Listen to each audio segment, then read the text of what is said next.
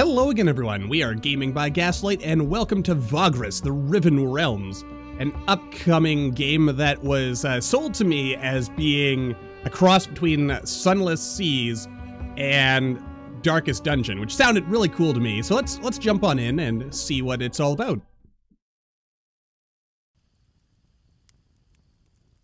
Ah, yes. A Vagrus. What a profession. Daring and savvy, always watching the horizon, always looking for an opportunity, and of course, for what is best for his comitatus, eh? And you are a Vagrus too, are you not? Many of your kind have I seen in my long life as a vagabond. Care to listen to a story about your exquisite occupation, good master? It is a tale of woe and terror, but it is also a tale that is true, as I have seen it with mine own eyes. Gotta say right off the bat, I like the art style of this game. Wise you are, good master. My tale is of a Vagrus, such as yourself, but one whose fate was cursed and wrought with ill fortune. It all happened a long time ago. 10 years, maybe more. I was but a passenger, traveling rough roads and forgotten ways with this comitatus, south along the feet of the great mountains of the west. All right, let's get started.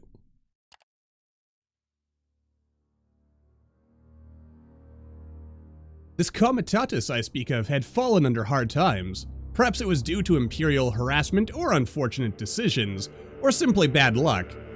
Irafons, Saint of Roads, does not always smile on us mere mortals. But however it came to pass, their coin was drying up, and their opportunities seemed few and far between. One of the last chances their Vagras saw was to travel to the remote town of Scrapheap and spend the remaining funds to stock up on cheap scrap metal. This metal could be sold for great profit over in the east and south. It wasn't a bad plan, truly, but it was not without risks either. Oh my. Alright, let's see, what do we got? Welcome to the Prologue. It serves as an introduction to the setting and also as a tutorial to the game. It behooves you to read the tutorial text and follow the instructions to gain a better understanding of how the game works. The waypoint icon can be clicked in the tutorial windows to show what the section is referring to via a pointer, or I guess the pointer icon, that makes more sense. Anyway, note that you have to be on the right UI screen for the pointer to appear. Note that although Vagrus is an open-world game, due to the prologue being a tutorial, it progresses along a narrow, guided path in the beginning and opens up only later, after the core mechanics have been introduced. And we can also access the hotkey list by pressing F11. And also, probably an important thing to get out of the way right off the bat is, if you like the look of this game, you can go download this very demo on GameJolt or itch.io. I'll make sure to leave a link in the description. But anyway, moving on.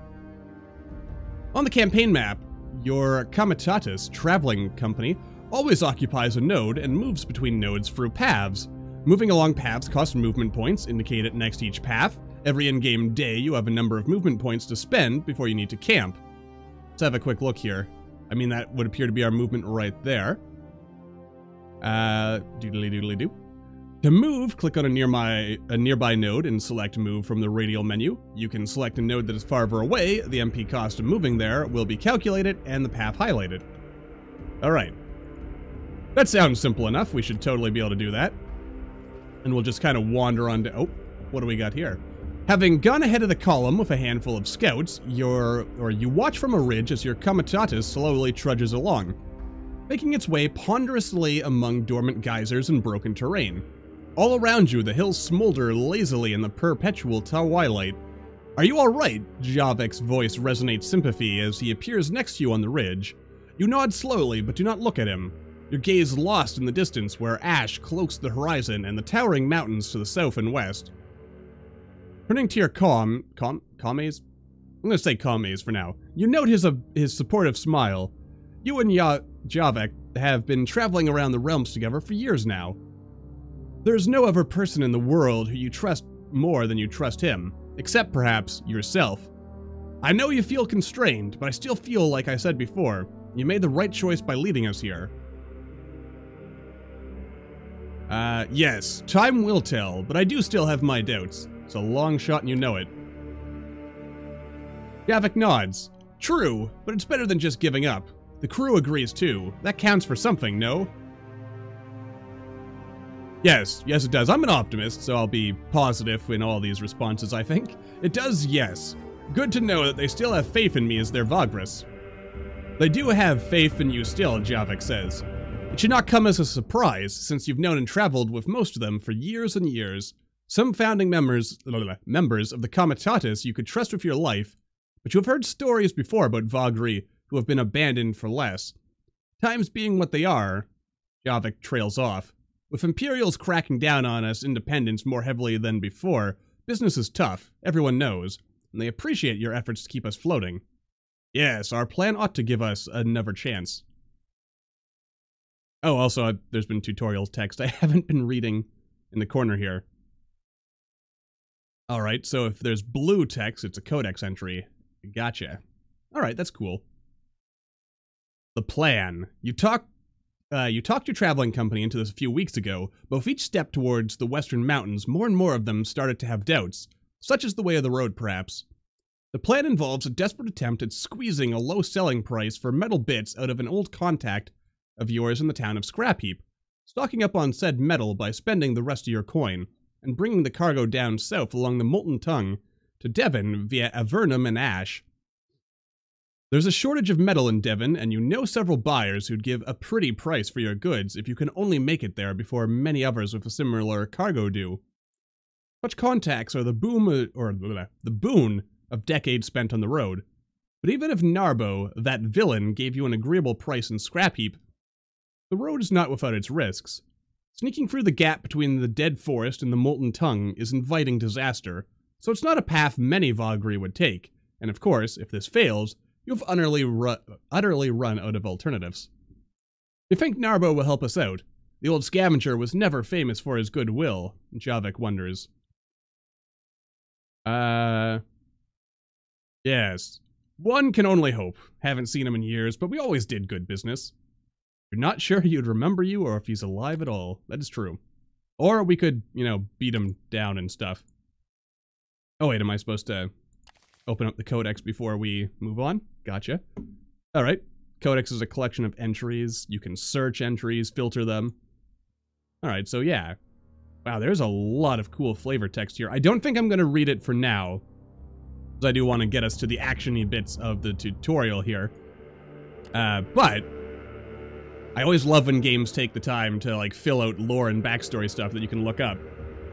I'm sure such sleazy bastards as Narbo would remember all the business they've ever done, Vagras. Javik runs his chin absent-mindedly. You've seen this expression of his too often not to realize he's using his sorcerer's talent to read your mind. Taking a peek, are we? Apologies. Javik quickly rubs his eyes and looks away briefly. You know how it is. It comes to me so naturally that sometimes I don't notice I'm doing it. Your thoughts were loud, Vagras. I have to actually block them, you see. After joining your Comitatus 6 years ago, Javik proved to be an invaluable asset. Not only does he sense moods and thoughts around him, he's also able to subtly manipulate others when he focuses his inner energies. It comes very handy when doing business. Then there's his other perks. A few times you saw him shatter the minds of men and beasts who tried to kill him. Not a pretty sight, but a very effective deterrence. Yet, because he's not a trained sorcerer, at least not in the traditional sense, his abilities are sometimes difficult to control. You become accustomed to his impromptu thought scans, while others find it less bearable to be around him. For this reason, he has kept his abilities a secret for many years overall. But you can't keep a secret such as this in the close-knit community of a Comitatus, especially not if you keep bursting minds and knowing things you shouldn't. So there are only a handful of your Kames who put up with being near him for long. Now, I might just start calling these guys comrades just because I like the sound of that, but anyway. Even so, he hasn't probed your mind in years, certainly not on purpose, but neither by accident. Perhaps he's less in control now, which suggests he's more on edge about this whole trip than he lets show. Yes, apology accepted.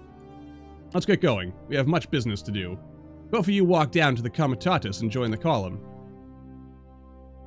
As you were coming up to the gates of Scrap Heap, this trash pile town of cutthroats and scavengers, we could see the vast mountain ranges of shattered Dvendar far, looming ominously over the horizon, half shrouded in the gaseous vapors belched forth by the volcanoes in the west. My companions prepared to do their business in town as fast as they could, not wishing to tarry about in this notorious place. That is understandable. I wouldn't want to hang around there either. Alright, let's see here. When a comitatus enters a settlement, you can select from a variety of options, each on its separate pane, revolving around resting, resupplying, and trading, as well as the opportunity to initiate stories located in the settlement. Alright. Yes. Let's see, at the foot of the ever-fuming mountains of the ancient dwarven kingdom lies Scrap Heap, the town of scavengers. Debris and junk is piled into veritable hills, upon which the rickety homes of the decrepit inhabitants stand. Ash lingers everywhere, and the sun is almost always absent from the twilit skies. Deals are struck day and night over the precious metal scraps gathered in the ruins of nearby Dvendar Far, while the Heap King oversees all from his dreaded tower. Soot-covered faces watch from under ash-laden awnings. Life is cheaper than iron here, some say. Well, that's rather ominous, isn't it? You make your way to the Wraith Stash, a notorious watering hole tucked away in a small street just behind the imposing tower of the Heap King, but not quite under its immense shadow. Not many frequent the establishment, which makes it perfect for Narbo and his little operation of honest merchants. Apparently, the knave is not only alive, but has done well for himself in the past decade or so.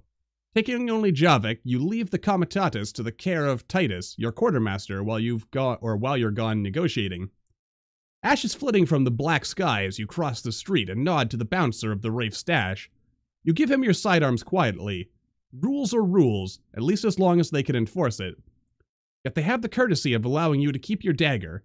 And of course, they have no idea what Javik is capable of, should it come to a scuffle. Not that you expect such a thing, but with Narbo one never knows. Though you've told your crew that him and you go way back, the entrepreneur is a capricious and manipulative man, with whom you did not part on the best of terms last time. Does he remember that? Surely. Could he be persuaded to take your proposal? Who knows? Your eyes slowly adjust to the dimness of the tavern's interior. Only a few candles and a lamp at the bar illuminates the common room. Shadowy faces run toward you and observe you through the thick smoke.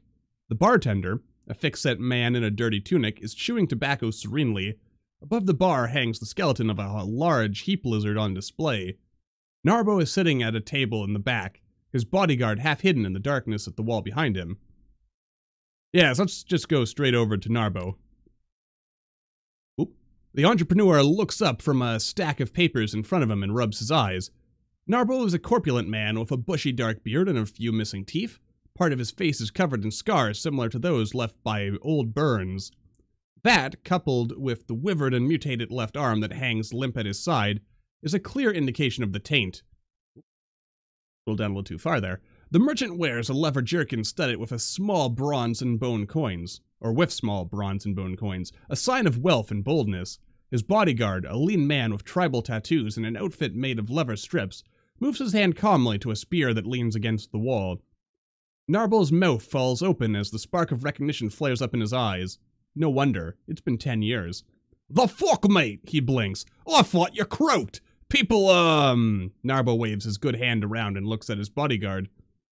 "Told tales of your demise," the man finishes his sentence for him as the merchant nods vehemently. "That business with the Kernak house in the storm," Narbo adds. You tell him that you were indeed at Kernak when the terrible arcane storm struck.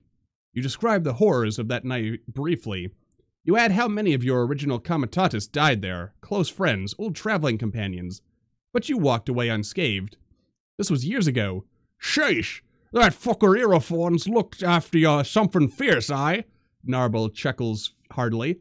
"But I'm sure you haven't come to reminisce about good times, eh?"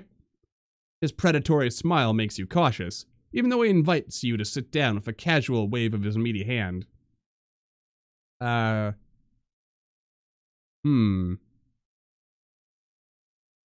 about we apologize? Yeah, but then again, this guy doesn't seem like the sort who would react well to apologies. Let's just get down to business. You tell Narbo to let bygones be bygones and instead listen to what you have got to offer now. You got some balls coming here, all business and bold. After a tense moment, his stern expression turns into a toothless smile. I like it. The bodyguard visibly becomes less tense. Narbo opens his arms wide and bows his head. Let's hear it, mate. Alright. Some choices have dependencies, meaning you can only pick the choice if you have the right prerequisite. Some choices involve tests. Interesting. Alright. That's some good stuff to know. You explain to Narbo how you want him to give you a discount on a shipment of metal scraps, which you would then smuggle into Devon through contacts you have in the city's underworld.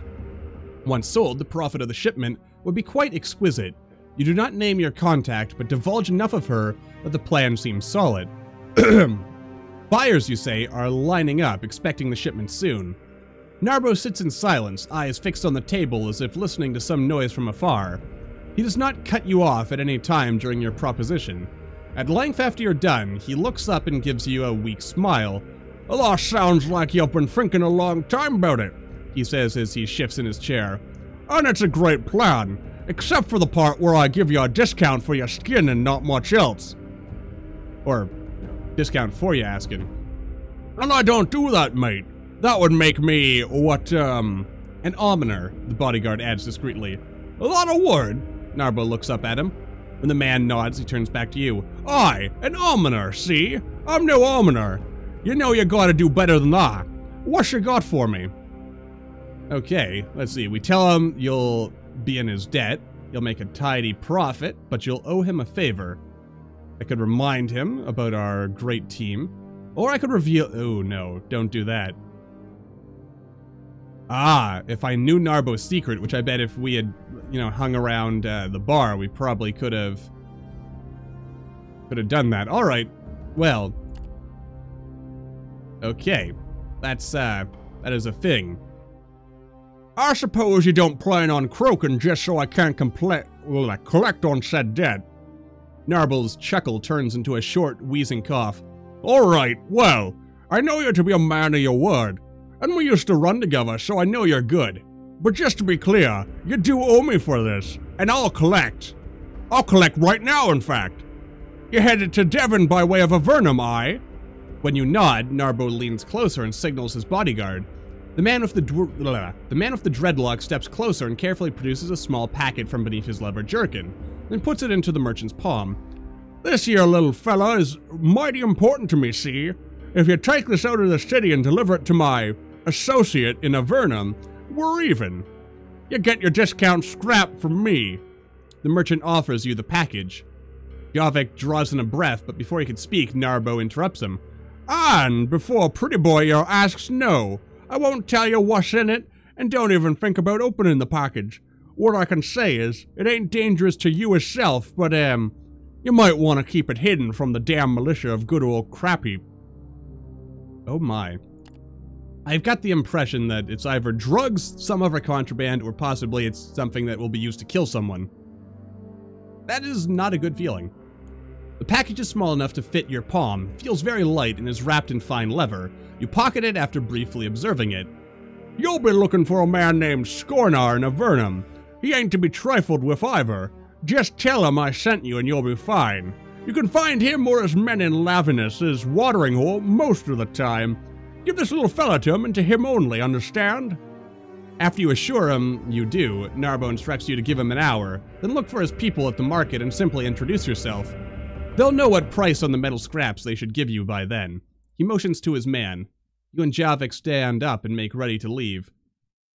Rava here will take you to the back exit. We don't want to give people the idea they can come here to beg for almonds now, do we?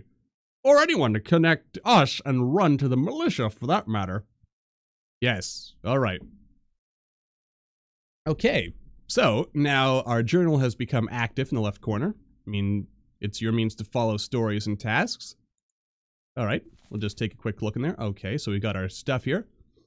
Quest, tasks, number-related information. You can search for entries. I love the fact that there's a search bar in this. That is really handy.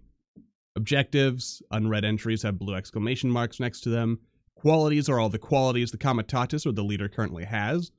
They can be statuses, gathered information, rumors, and so on. Unread entries have a blue exclamation mark. Okie dokie. So yeah, we can see the package. And of course, the shipment. Alright. Let's see here. The market is now active.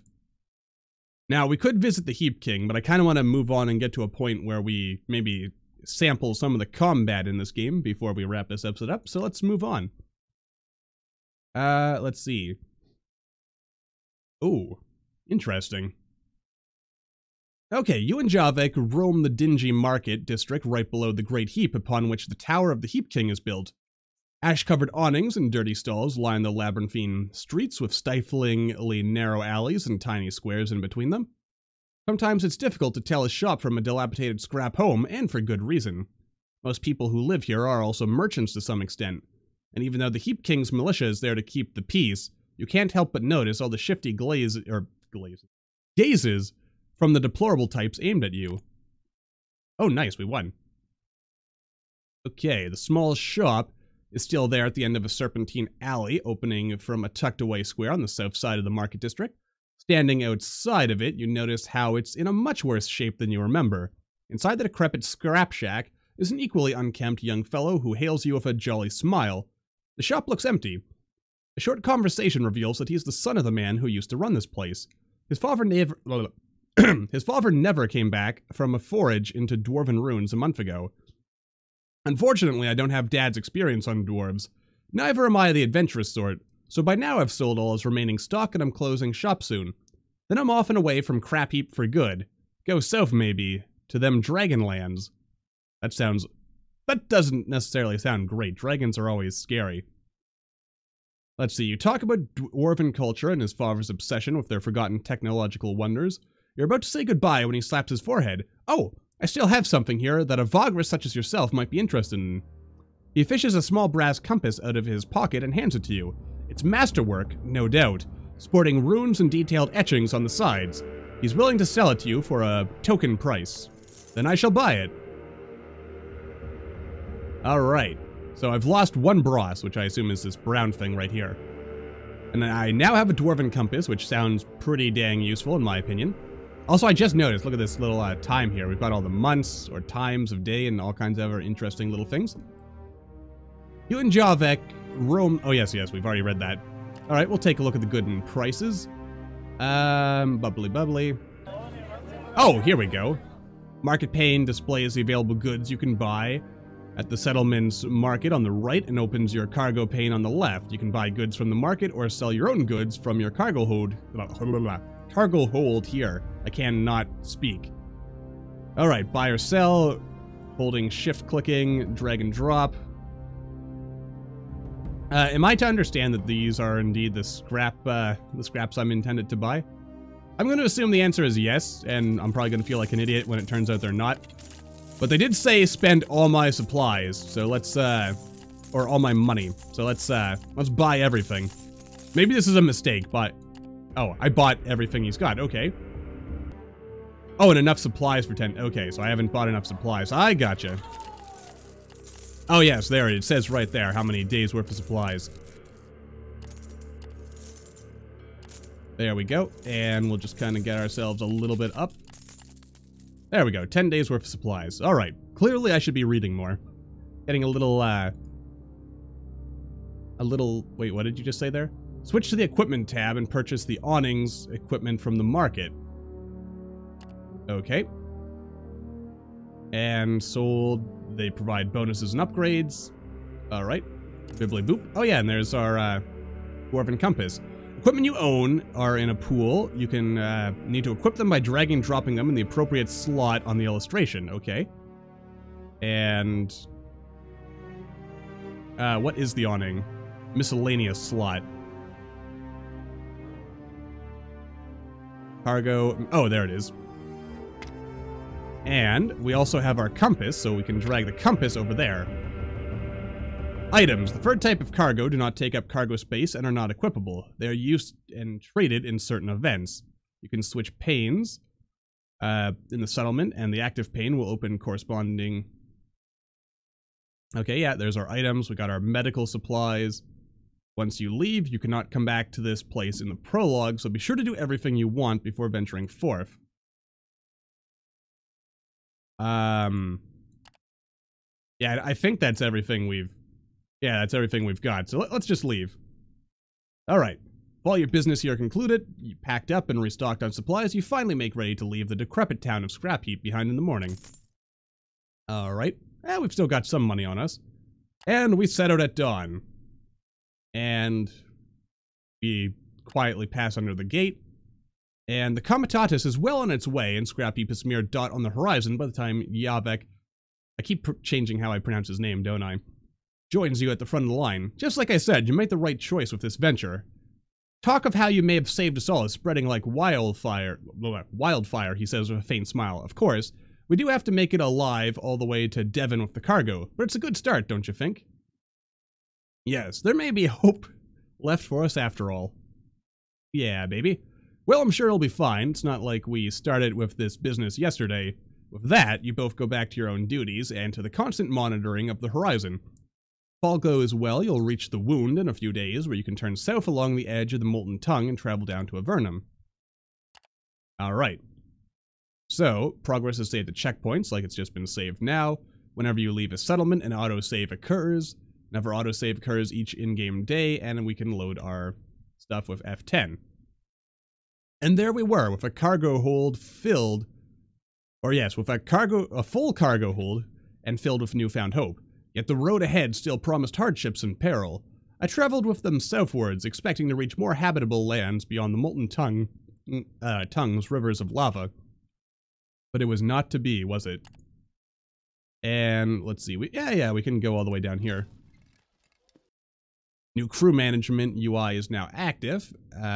Click on the sheet in the top left corner to open it. Top left, you say, okay. Crew management window allows you to manage your comitatus. Morale is the general mood. Vigor indicates how tired they are, ranging from 1 to 6. Low vigor results in penalties on tests, and in a drastically slower comitatus, which can spell doom quite fast. You can see the current effects of your vigor below the rating. Upkeep is how much you owe your crew. You can pay them at the end of each day, or keep collecting debt. Consumption is how many supplies your crew consumes each day. Running out of supplies leads to a quick death in the wasteland. Passengers are people your comitatus takes to their destinations for rewards. You can take on passengers in some events and settlements. They also consume some supplies. Okay, we've got our mounts, we've got our outriders. And that is in fact what we are supposed to do. Fill up our outriders to do that. And outriders are special because you need a fighter and a mount to be able to create an outrider.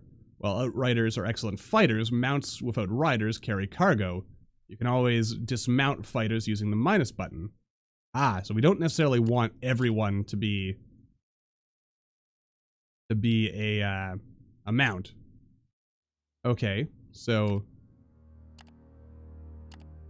yeah, okay, I see. So that's our maximum cargo. So we can't afford to do this, but then all our fighters will be outriders. Alright, I'm gonna just make everyone an outrider, because why not? Alright, there we go. And then we've also got our stuff here. There's some other stuff we can't click on just now. And... okay, yeah. And off we go again. I have a feeling there was a reason for that. Okay, run out of movement points and need to camp. Being on the road all day lowers the vigor of your comitatus that you can replenish by camping. Oh, okay. So we don't necessarily need to travel as far as we can each day. Okay. At the end of each in-game day, the comitatus makes camp and settles down for the night. Supplies are consumed and movement points are refreshed after camping. The summary of what happened to your crew that day can be seen on the top right, listing the changes. You have the option to give out less or more supplies under rations. Each day you can decide to offer normal or double wages. Double payment increases morale. You can also choose to pay all your debts to your crew, or accrue payments, pay later, but the longer you delay, the grumpier they will get. You can also talk to your companions and heal them, and we can also set your defense orders for the night. Okay, so, let's see here. Ah, okay, so we can't actually have any defenses. We can lower rations, rather. We'll pay normal. I mean, 4 silvers, we can afford that.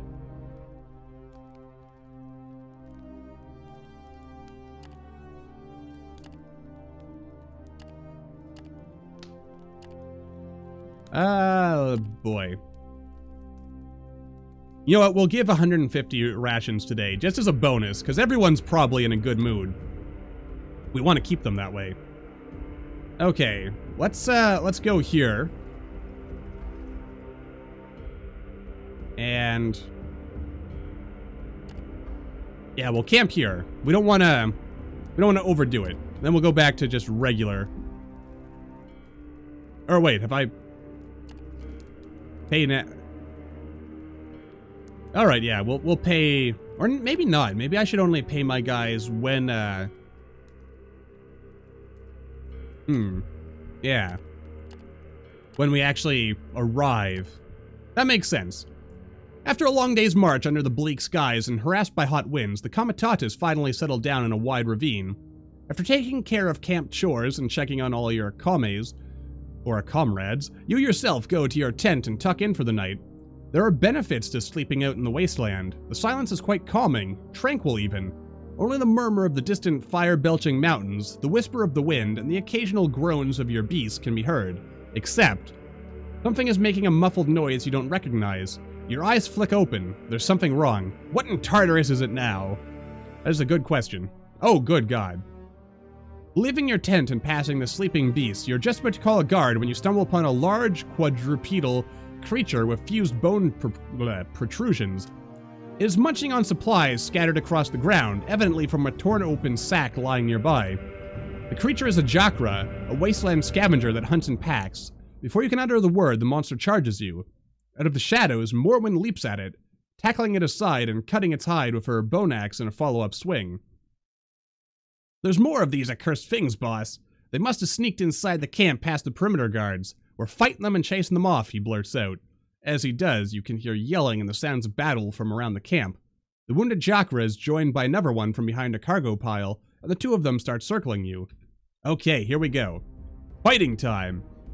Companion combat is turn-based, where 1 to 6 enemies fight against you and a team of 1 to 6 companions. Alright, made up of rounds. Okay, yeah, I think we can figure this one out. The order in which combatants receive their turns is according to their initiative, so I guess we can actually see this right here. Alright, yeah. Alright. Yeah, we can figure this one out. Oh! That was... yeah. Melee skills can only be used from the front row. They only target the front row of enemies that are adjacent to the attacker's position, or back row enemies if no front row enemy blocks them. Because of these rules, positioning in melee is paramount. That makes a lot of sense. Okay, so we've got to move ourselves over here, is what I'm understanding. And you can use a Mind Blast to Mind Blast this puppy over here. There we go. That was not quite as Mind Blasty as I thought. And then we'll give a Savage Kick, which did 0 damage. Oh, I'm an idiot. It said to do it to the back row. Or no, it said it pushes them to the back row. Derpity derp derp derp. Alright, combat log, character sheet, forfeit button. What do we got here? Premonition. Caster and a single ally receive an initiative defense. Alright, let's oh, right. Defeat your enemies. Hold space. Alright. Boopity bip. There we go. And what does this do? Whiplash. A whip pushes an enemy forward. This pushes the target back, but doesn't necessarily do damage. Powerful strike. Hits 2 adjacent... oh. Yes. Yes? Okay. Alright. Now it makes sense. And I am also leaving this guy open, so that's definitely not a good idea. A single target moves to where you command it. Interesting. But let's just use a Mind Blast. Try to take this fellow out. And in fact, he is indeed taken out. And we're getting pinned down, but nope.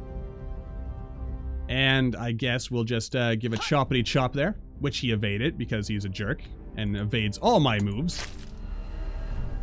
Stupid hounds. Yeah, I'm leaving poor Jaka here, or Javek, wide open. I feel bad for him, but not that bad. But I probably should, because, I mean, the game did say it's sort of like, Darkest Dungeon, so I assume all damage is permanent and only is healed when we rest or something to that general effect. So, yeah, I should probably be concerned about that. Why couldn't you have given me that critical earlier, Javek? Would have saved us a lot of time. Alright. Yes, harvest the critters before going back to bed. Maybe we'll even gain something from it. Indeed we did. And ivory is worth money. Alright, so we've got 14, 3, 6, 9, 10, 11. Your chart is now active. Top right corner. Okay, the Voiceless Lake, the Wound. Our tool for navigating, you can move around by holding the left mouse button and moving the mouse. You can zoom in with the mouse wheel. Wee woo. Oh my goodness, that is a beautiful map. I wish I could draw this nicely. Anyway, any discovered settlement or point of interest can be marked by clicking on their icon and choosing mark in the bottom left box. Okay. Got some arenas here. We got the Wound. And we're going to... yeah, we're going to Avernum. I mean, we could also probably go to the Wound, but... let us... oh, there's the Wound right there. I see. I see it now. Yeah, we'll move our full amount of points here. Forced March allows you to move further than your maximum movement points in a given day. Ah. Now, you know what? We won't force March, I think. We'll only go as far as we can, and then we'll camp. And... maybe I will pay... nah, you know what? We'll save paying everyone for when we get to our position. And we'll worry about talking to people another time. Let's keep moving. Full speed ahead, me boyos. As the Comitatus is scaling another stretch of black sand dunes, one of the outriders you had sent out to screen your left flank rides in on the line and heads immediately to you. You can see the man is in a panic right away from the way he hops off the saddle while decelerating and almost falls over. Before he reaches you, your guardsmen are already setting up a defensive perimeter to the east. You beckon to the beast drivers to halt the line. Vagras, they're coming! I saw him walking over the dunes. The pilgrims are coming. Oh my. A murmur of terror washes over the Comitatus. Clearly your scout was referring to the last pilgrimage. This group of spectral horrors is known to appear out of nowhere and eradicate even large groups of travelers in a matter of minutes. So they're kind of like the Wild Hunt from folklore. In my opinion, anyway. That's kind of the equivalent I'm seeing here. Nobody quite knows, well, sort of, anyway. Nobody quite knows what happens to those who encounter them up close, as nobody has lived to tell the tale. Some reckless people were reputedly able to take a peek at the otherworldly wayfarers, but during your many years as a Vagras, you have never met any such person whose story was credible. You know all too well that if your outrider tells the truth, and you see no reason why he wouldn't, the only chance of survival is for all of you to run or to hide. You know what, let's try to hide. Maybe we can get a peek. Or die. Whichever works. Outriders you had sent westward report there's a rocky area not far away. After heading west for a quarter of an hour in great haste, the Comitatus finds a stretch of badlands crisscrossed by shallow ravines. The jagged, tall rock formations here are half covered in the fine black sand of Arenus Negris. Already, the scouts are busy setting up hiding places among the rocks and gullies. In a matter of minutes, you are all behind cover. Everyone settles down and either prays to whatever gods they believe in, or prepares for a desperate last stand. But what about you? Perhaps there's a chance now to take a look at the last pilgrimage from up close. No, surely it would be insane to attempt such a thing. Or would it? As you are pondering this, the wind picks up from the northeast, carrying with it clouds of black dust, the perfect cover for spying. I mean, I kind of want to be bold, but I have a feeling that if I do this, it's going to lead to, like, the death of everybody, so... what the heck. It takes but 10 minutes for this feeling of what you are doing is utter madness to settle in. By then, you and a scout are creeping forward in the dust storm. Going is tough despite wearing hoods and scarves to protect your faces and eyes, but you make it to the dunes for which the pilgrimage is expected to move. After 10 more aggravating minutes, a dull light appears over the dunes to your left. As it gets closer, it is revealed to be a blanket of white-yellow radiance that covers a shambling assembly of sickly figures. They cross the dunes not 50 yards from where you're hiding, but due to the awful dust and the eerie light, you cannot make out much. They appear to be men of sorts, or at least humanoid, wearing long robes that remind you of old depictions of pre-calamity clergy. Some of them lean on staves. A faint chanting is on the wind, and both of you are struck by a weird sensation, as if someone walked over your grave. Strange images infringe upon your peripheral visions, elusive and unformed. The otherworldly congregation passes in what feels like hours, yet only minutes have passed, and takes the dust storm with them. Wearily, you walk back to the rest of your people. Some people talk of strange images passing before their eyes, like waking dreams, while the pilgrimage was close by. The comitatus ponderously digs itself out of the black sand and dirt. You're ready to depart in half an hour. Most of your comrades are hushed and keep an eye on the horizon, and on you, for days to come. Okay, well, that was not the best move. But, you know, what the heck. Gotta be bold some days. And it occurs to me with that, this episode's probably gone on long enough, so I'm gonna wrap things up here, and we shall probably do at least 1 or 2 more episodes to get a feel for things, because I'm already pretty intrigued by this game, and I look forward to watching its development. But for now, that is it. So until the next time, as always, thank you all for watching. I hope you all enjoyed. Don't forget to hit that like button, or maybe leave me a comment down below. Let me know what you're thinking, and I will see all you in the next video.